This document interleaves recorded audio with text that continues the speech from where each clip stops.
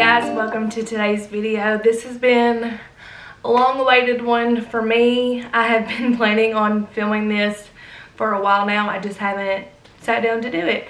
It's a little bit of a good thing though, because it was just something that was so back and forth for a while. I wasn't sure what the update was gonna be exactly. So this is gonna be an update video on where we're at for IVF for baby number 2. So I think the last IVF update you got was my hysteroscopy. And I don't even think I gave you updates of like what happened after that. I just gave you like my experience and all that. And if you haven't seen that, I will link it. But a couple weeks later, I got a call from Dr. Bailey, my fertility doctor who did the surgery, just to kind of discuss everything and like what our next steps are going to be. So after the surgery, she told me that everything went good. She got it all cleaned out. I had some calcifications in my uterus that they weren't really sure like what it was from. I didn't have it previous to when I did IVF the first time. So it was new, so she thought it could have been from my labor, like leftover placenta or something like that. And I still haven't done my like infertility story, but when I did IVF in my first retrieval, she told me that I don't know like all the wording, but like the outer area of my eggs that are supposed to be clear had a yellowish tint. I do have a blood disorder that causes anemia or jaundice. So I will have like yellowish skin undertone, or like even the whites of my eyes can be yellow at times. So we weren't really sure if that had anything to do with it. Anyway, I'm not going to really get deep into our infertility story. I'm going to do that later. But the point of even bringing that up is she told me like the lining, like the stuff that she was getting out had a yellowish tint to it. So that was odd. So she was going to send it off to see if it was like leftover tissue or if it was anything to do with my blood disorder. If it was just leftover tissue, we wouldn't even have to worry about like it coming back. If it had something to do with my blood disorder, that would be a cause of concern, like being sure to have like a certain timeline from the hysteroscopy to when we did the transfer, just to make sure none of it came back. It came back from the pathology and it was totally fine. Everything was normal. It was just like leftover blood. So then we talked about what our next steps would be. This was the end of March. My hysteroscopy was February 22nd. This was, I think, towards the end of March, so maybe like a month later. We were originally going to do it like right away. So hysteroscopy in February, I had to have at least one cycle after that, and then I was going to start on my April cycle, which would be a transfer in May. For those of you who don't know, when you do a transfer cycle, you have to be on birth control for a couple weeks, and then you start taking like estrogen pills, and then so many days before the transfer, that's when you start the progesterone injections, and you have your transfer. So it's like a 5 to 6 week process from the start of your cycle to transfer day. So I was already like planning ahead on like when I wanted to have a transfer. So I actually did a transfer in May with Lincoln, and May is the busiest time for me with like cakes and cookies, except for maybe December. I don't know. May's a pretty busy time. You've got Mother's Day, graduation, nurse and teacher appreciation. Also have a lot of weddings in May. It's just a really busy time. And so we also had a vacation the end of May. And from my last pregnancy, I was really sick at the beginning of the pregnancy. And I know you have like a lot of checkups and stuff. So I just decided that I wanted to be able to work in May, and I wanted to be able to go on vacation without having to worry about being sick, stuff like that. So I decided to put it off until May, starting in May. And also we were really hoping that when we started that TJ would be able to come to appointments with me. I know a lot of clinics have opened up now to allow spouses at least to the transfer, and maybe even like for the ultrasounds and stuff afterwards if it was successful. You don't do the transfer in our clinic, you do the transfer at the hospital that's technically in the same building as the clinic, but it's run by 2 different people. The surgery center had 0 plan in place for allowing spouses in, which was kind of odd to me because a different hospital but in the same area where I had my hysteroscopy, TJ was allowed to go into the waiting room and even back to the room with me when I was being prepped. So that was a little disappointing to hear. The clinic, however, she told me that they were going to start having in-person appointments again. They were doing phone calls for just like the doctor appointments. You would still come in for ultrasounds and blood work, but to talk to her, it would be over the phone, which I had done. So they were going to start allowing back to in-person appointments and see how that went, and then we're going to talk about allowing spouses back in. And I was pretty hopeful. She couldn't guarantee me, obviously, but I was pretty hopeful by the time that we were going to do it that spouses were going to be allowed at least into the clinic, so that if it was successful, he would get to be there for their ultrasounds. And unfortunately, they are not allowing that, which is why I mentioned that it was like a lot of back and forth on what this update was even going to be. I called my clinic about a week before my period was expected to come just to kind of see what they were doing or if they had like a plan in place at all. And when the nurse told me no, it was just like a kick in the gut or something. I know that people are doing it. They've had to do it. They've gone through it alone. Maybe even some people have had to go through birth alone. I know people are doing it, but it sucks. Like, I feel so bad for everybody who had to do it alone. And we were also so lucky to already experience it once.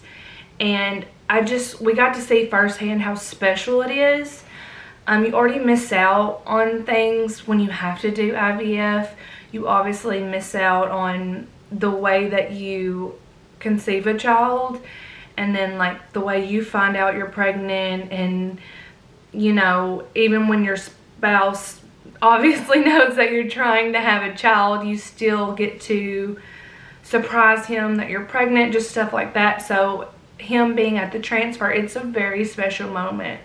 And we have a video of Lincoln's, and it was just very, very special. And the ultrasound, so you start getting ultrasounds at 7 weeks, and you get one for every week that you were at the clinic until you graduate, which we graduated at, I think, 11 weeks.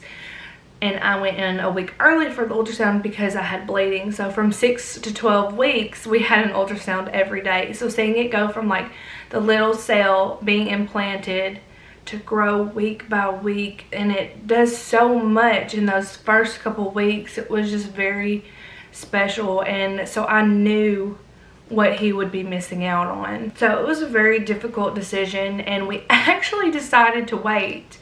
We were gonna wait, but we have a couple of things lined up that either I didn't want to be in my first trimester for, or the transfer would have fallen at times that we couldn't do it. So it was either now or in the fall. And so I was originally going to do it in the fall. But then the more I thought about it, I never settled well with me. I was like, I already planned my work schedule around it. I know this is probably dumb reasons, but if you ever have been pregnant, you might would understand. With Lincoln, I was in the latter part of my pregnancy, so the biggest, meaning me, I was the biggest in the fall and the winter, and it was perfect. I loved it. So I wasn't like super being pregnant during the summer and like really hot and all that kind of stuff. He was due mid-January and I had him December 31st. So it was just perfect. And if we did it in May, our due date would be in around March. And so again, I would have the majority of my pregnancy when I was bigger in the winter. And so if we waited, I would have been due in like July and been huge and pregnant in the summer. And just from people I know, it's no fun. And I'm not really sure if this is going to be my last pregnancy. I don't know. And so if it is, I just want to enjoy it. And I know people say like your second pregnancy is a lot harder than your first. I absolutely loved being pregnant, and I really want to enjoy it again. So ultimately we talked about it and we decided to go ahead and move forward. And as soon as I decided that, I felt like such peace about it, like a weight lifted off of me, and I'm just like so excited to move forward. So I started my cycle like a week or so ago, 2 weeks, maybe 3 weeks ago. I don't really remember. So I'm actually right in the middle of the cycle. I have 2 days left of birth control, and I actually go in tomorrow for my trial transfer. Also, one thing I wanted to mention, when I had that update or that follow-up phone call with my doctor, and we were just talking about the embryo and the transfer, I made the mistake of asking, so what's the percentage of this being successful? We had 4 embryos. Lincoln was the best. He was an A. Our next one is a B, and our last 2 are both C's. And these were not genetically tested. This is just the embryologist looking at what the outside of the embryo looks like. And every clinic grade's different. Some people don't even like to go by the grades because people can have perfect grade A embryos and they don't work. And a lot of people have C's, maybe even D embryos, and they work. So I try not to think too much about the grade of the embryo. So when we did IVF the first time, our embryo was a C, and we did get pregnant, but it was a chemical pregnancy. So I don't know if that was the grade of the embryo or just it was genetically abnormal. I really don't know what the cause of it was.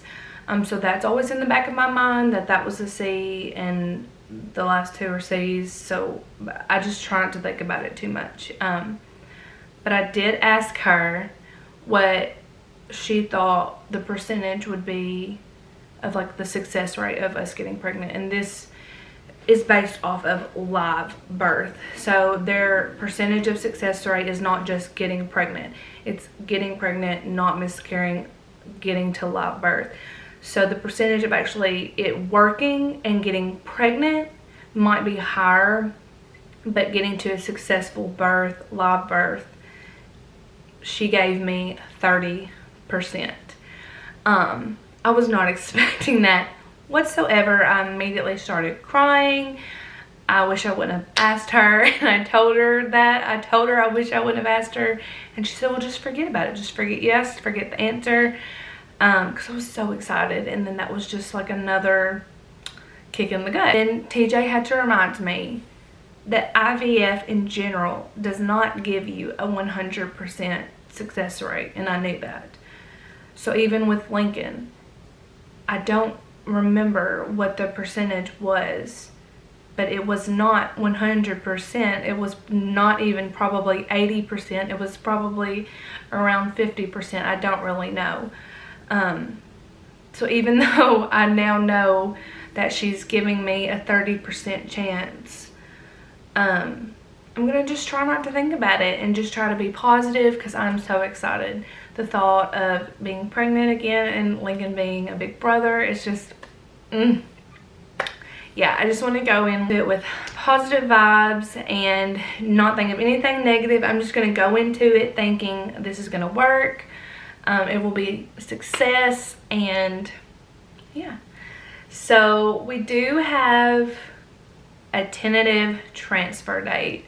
I don't think I'm gonna say what it is just yet. Like I said, I have my trial transfer tomorrow, which is June 4th, and then I go back June 9th for the baseline ultrasound and blood work, which will determine, I think, just like the amount of like the estrogen pills and stuff like that I'll be taking. and then I do that for, I think, maybe 2 weeks, and then I will go back to the doctor. I'm thinking in my head that when you add all this up, you will probably figure out about when the transfer would be, but whatever. It doesn't matter. Before the tentative transfer date, I will go in for another ultrasound and blood work to see if I'm ready. My lining has to be a certain thickness, and the blood work, I guess your levels have to be at a certain level. And then I will start the progesterone injections, which I'm not excited about. In the long run, it's totally fine, but yeah, I'm not excited about those. So yeah, I hope you enjoyed this update video. If you want to stick around for more updates to go along with this journey with us, it is going to be hopefully a fun and exciting one that will lead to a pregnancy and everything that comes with that, and hopefully pregnancy updates, birth vlogs, things like that. So yeah, if you would like to stick around, please like this video and hit the subscribe button, and I'll see you in the next video.